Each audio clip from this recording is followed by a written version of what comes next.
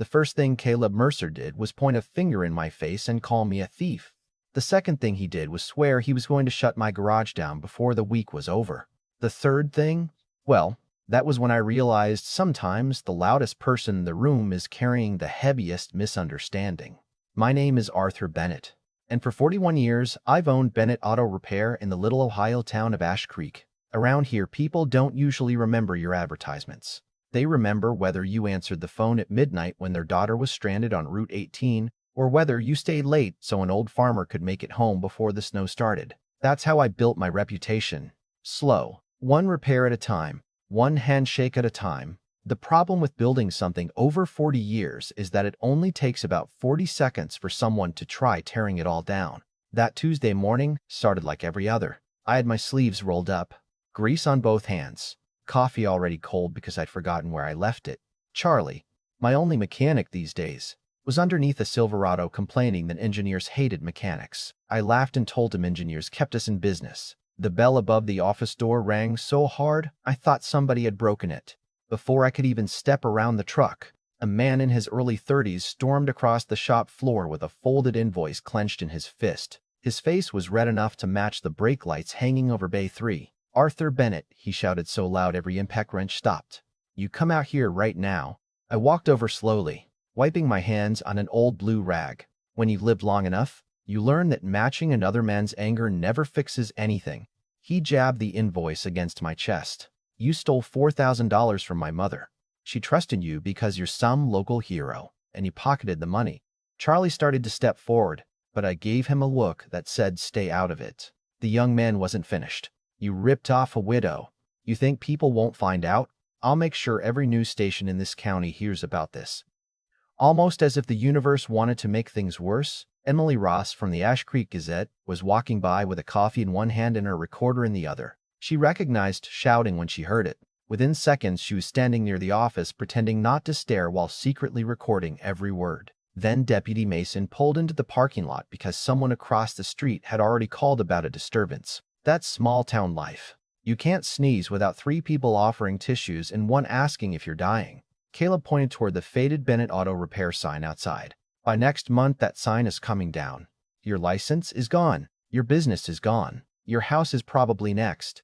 That last sentence hit closer than he realized. Behind me, tacked onto the bulletin board in the office, was a foreclosure notice from the bank. 9 days. That's all I had left before they auctioned off the building my father had built with his own hands in 1978.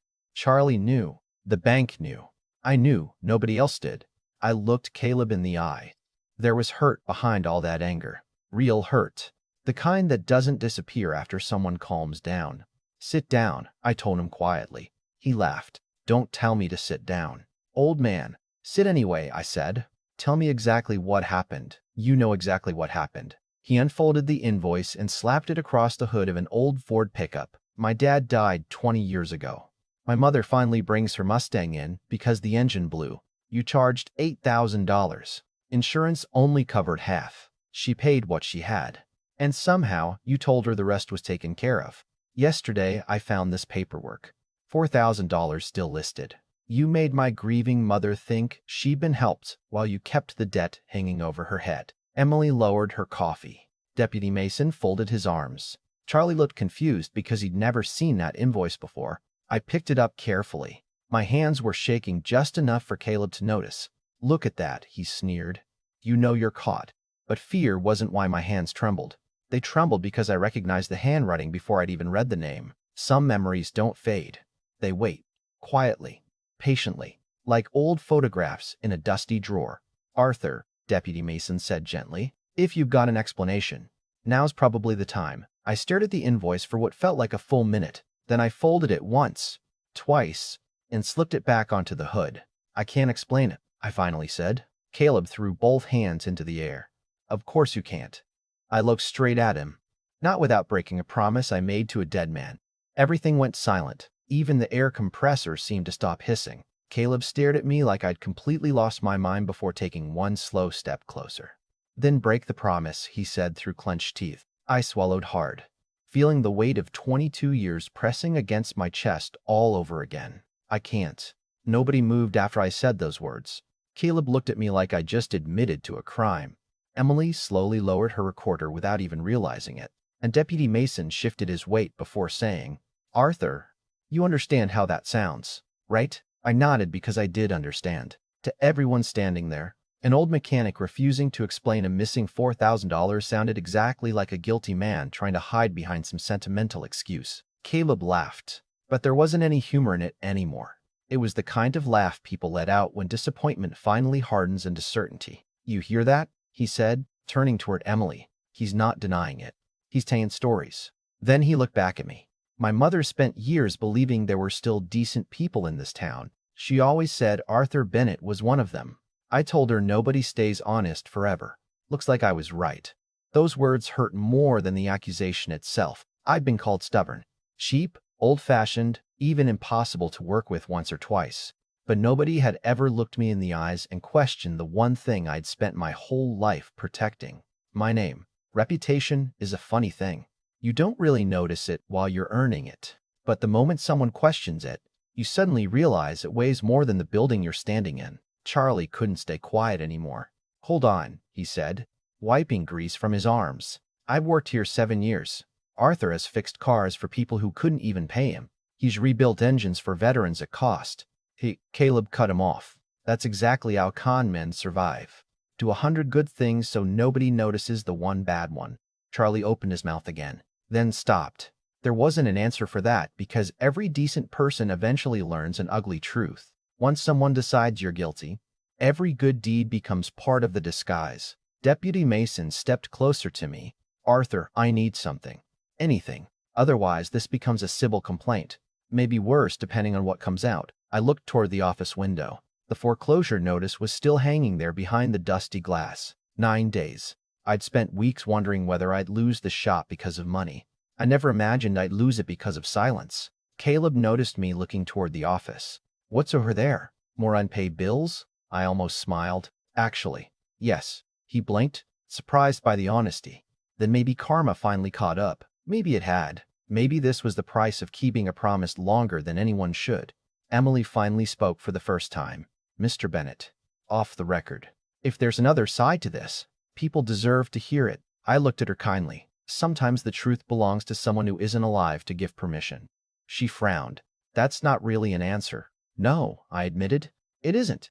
Caleb threw his hands in the air again. "I'm done listening." He pulled out his phone. "I'm calling my attorney right now." Before he could hit the screen, the front bell rang again. This time, nobody looked. Everyone assumed another customer had wandered into the worst possible moment. Then a quiet voice drifted across the garage. "Caleb?" He froze. I turned before he did. Standing just inside the doorway was a woman wearing a heavy brown coat dusted with late-season snow. Her silver hair was tucked beneath a knitted cap, and she carried herself the way people do after they've spent years pretending they're stronger than they actually feel. "Mom?" Caleb said quietly. "What are you doing here?" She looked confused. "Mrs. Collins called and said you were down here yelling at Arthur." Caleb hurried toward her. "You shouldn't have come." "Apparently I should have." She looked around at all of us. "What's going on?" Caleb held up the invoice. "I'm fixing what you were too kind to fix." She reached for the paper. He hesitated before handing it over. As she looked at it, I could almost see the memories crossing her face. 20 years of grief. 20 years of trying to build a life after losing the man she'd loved since high school. She sighed. "Caleb, I told you this was settled." "No, Mom. You thought it was settled." Arthur never collected the rest because he wanted everyone to think he was generous while keeping the paperwork. "That's enough," she said softly. He stared at her. "You're defending him?" "I'm asking you to lower your voice." He shook his head. "You always do this. You always assume the best in people." She looked at me for a long moment, then smiled sadly. "Because sometimes the best in people is all that's left." I felt my throat tighten. She still had no idea. Not after all these years. Caleb turned back toward me. "Then explain it, right now. If you're innocent, explain why you kept that balance on the invoice." I closed my eyes for a second. I could hear another storm. Not the one outside. The one from 22 winters earlier. Winds screaming across empty roads. Tires slipping over ice. My little boy Liam burning with fever in the passenger seat while I stood in the driveway begging anyone to help. Ambulances couldn't make it through. Neighbors were snowed in. Half the county had lost power. I remembered watching headlights appear through the blizzard like they belonged to a miracle instead of a man. It wasn't a police cruiser. It wasn't an ambulance. It was an old green pickup driven by a young father named Daniel Carter. He had every reason to stay home. His own wife was pregnant. Roads were nearly impossible. But he looked at me and simply said, "Get your boy in the truck." We drove nearly 40 miles that night, sliding through snowdrifts that reached the doors. Daniel never complained once. At the hospital, he carried Liam inside because my knees gave out halfway through the entrance. When doctors rushed my son away, Daniel stayed. Hours passed. Nurses changed shifts. The storm got worse. Around sunrise, a doctor walked out with tears already in his eyes. Liam was gone. I couldn't move. I couldn't think. Daniel sat beside me in that freezing hallway and put one hand on my shoulder. Neither of us spoke for almost 20 minutes. Finally, he stood, walked into my son's room, held Liam's hand, whispered something I never heard, and stayed there until they reeled him away. Before leaving, Daniel hugged me once and said, "Nobody should leave this world alone." Then he drove home through the same storm without asking for thanks. I opened my eyes. Caleb was still waiting. His mother was watching me differently now, almost like she sensed where my mind had gone. I walked slowly toward the old corkboard beside my office door. Hanging there were faded photographs collected over 4 decades. Customers with restored classics, high school kids beside their first cars, veterans, families. Right in the center was one picture that had yellowed around the edges. A green pickup, 2 young fathers standing beside it, smiling despite the snow piled around their boots. I carefully removed the photograph and carried it over.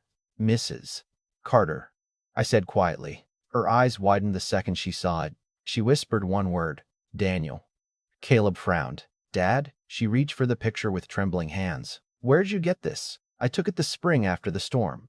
Her breathing changed. She stared at the younger version of her husband for several long seconds before looking back at me. "You kept this all these years? Every day?" Caleb looked from the photo to his mother to me, completely lost now. "What does this have to do with the invoice?" I swallowed. Everything. Emily had stopped pretending to be a reporter. A recorder was still running. But tears were already gathering in her eyes without a single headline written. Deputy Mason quietly removed his hat. The garage no longer felt like a courtroom. It felt like a church where nobody wanted to interrupt what was about to be said. I reached into the back of the picture frame and carefully slid out an old folded piece of paper that had been hidden there for more than 2 decades. The paper was yellow with age, the ink beginning to fade, but the signature at the bottom was still perfectly clear. I handed it to Mrs. Carter instead of Caleb. "I think it's finally time." She unfolded it slowly, and before she even reached the second line, her hand flew to her mouth. Her knees nearly gave out. Caleb caught her by the arm. "Mom, what is it?" She couldn't answer. She just stared at me with tears streaming silently down her face while Caleb reached for the letter, completely unaware that everything he believed about me, and about his own father, was about to change. Caleb gently took the letter from his mother's shaking hands, still convinced there had to be some explanation that would somehow prove everything he believed that morning. He looked down at the faded paper, cleared his throat, and started reading out loud before his voice caught halfway through the first paragraph. "Arthur, if you're reading this, it means I finally found a way to trick you into keeping this letter. I know you hate owing anybody anything, so I'm making this easy. You don't owe me. You never did." Caleb stopped. His eyes darted toward me, then back to the page. Emily stood completely still. Even Charlie had taken off his work gloves without realizing it. Caleb kept reading, slower this time. "You think I saved your boy that night. I didn't. I just drove because any father would have done the same. But after we buried Liam, I watched you disappear a little more every week. I promised myself that if I ever got the chance to return even a fraction of the kindness you've shown this town, I'd take it." Caleb swallowed hard. Mrs. Carter was crying openly now, tears rolling down her cheeks without a sound. "If my family ever needs help one day and I'm not around to ask for it myself, help them without telling them it came from me. Don't embarrass my wife. Don't make my kids feel like they owe anybody. Let them believe life simply gave them a break. That's all I want. And Arthur, promise me you'll never tell them where it came from." Caleb lowered the paper and whispered, "No." I nodded slowly. "A few months before Daniel passed away, he came into this garage with that Mustang. He knew the engine was failing. While I was writing the estimate, He slipped me a cashier's check for $4,000. He told me to hide it, said if the day ever came when his family couldn't afford repairs, I was to use that money and never mention his name. Mrs. Carter closed her eyes. He never told me. He made sure he wouldn't, I answered. He said you'd refuse it if you knew. Caleb looked back at the letter. There was one final sentence written near the bottom in darker ink. He read it, almost in a whisper. Some debts aren't paid with money. They're paid by making sure kindness outlives the people who started it. Nobody spoke for what felt like forever. Then Caleb folded the letter carefully, walked over to me, and looked like a little boy instead of the furious man who had stormed into my garage an hour earlier. I called you every name I could think of, he said quietly. I stood here trying to destroy everything you've built. And all this time, you were keeping a promise to my dad. I smiled. Though my eyes were burning, you were protecting your mother. Your father would have been proud of that part.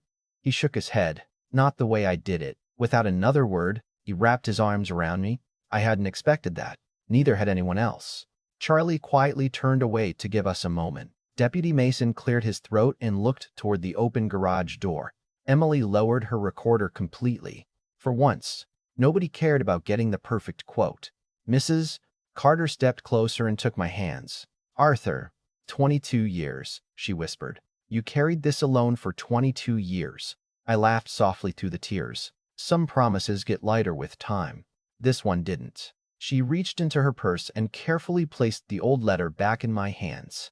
Daniel trusted the right man. Later that afternoon, Emily asked if she could publish the story. I told her only if she left out the part that made me sound like some kind of hero. She smiled and said, "Then people will never understand why it matters," I answered. Maybe they don't need another hero. Maybe they just need a reminder that kindness doesn't always announce itself. The article ran 2 days later under a very different headline than anyone expected. It wasn't about fraud. It wasn't about lawsuits. It was about a promise that survived longer than the man who made it. Something else happened after that. People from all over Ash Creek started stopping by the garage. Not because their cars were broken, but because they wanted to shake my hand, tell me about someone who had once helped them, or simply sit for a few minutes and remember people who are no longer here. The bank manager came in later that week. I figured he was there to collect the building. Instead, he slid the foreclosure papers across my desk, smiled, and said, "Looks like enough folks heard your story. Someone paid off the overdue balance anonymously this morning." I asked who it was. He just shrugged. Whoever they were, they insisted we never tell you. I couldn't help but laugh. It seemed kindness had decided to keep traveling in circles. Even now, years later, I still wonder whether keeping Daniel's promise for so long was the right decision. Caleb once told me he wished he'd known the truth sooner, because it would have saved us all a lot of pain. Maybe he's right. Or maybe some promises only reveal their purpose when the time is finally right. That's the part I'd love to hear your thoughts on. If you were in my shoes, would you have broken a promise to clear your own name? Or would you have stayed silent and protected the wishes of someone who was no longer here? Let me know down in the comments, because there isn't an easy answer. And that's exactly why stories like this stay with us long after they're over. If this story meant something to you, don't forget to like, subscribe, and share it with someone who still believes that quiet acts of kindness can echo across generations.